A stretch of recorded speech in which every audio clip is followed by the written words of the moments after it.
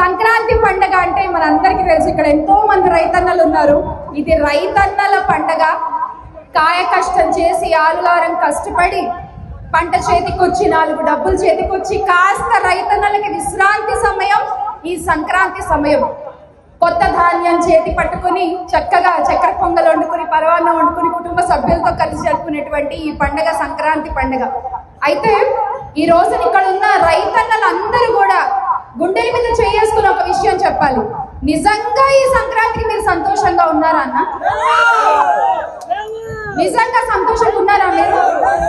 గత 5 సంవత్సరాలు జగన్మోహన్ రెడ్డి గారు ముఖ్యమంత్రిగా ఉన్నప్పుడు ప్రతిరోజు సంక్రాంతిగా ఉండేది రైతన్న ఇళ్లలో.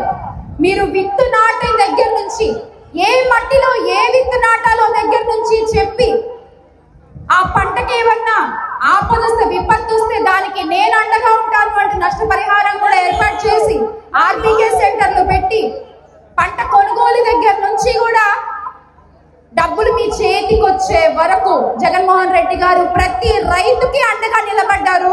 ఆ విషయం మనం మర్చిపోకూడదు. కానీ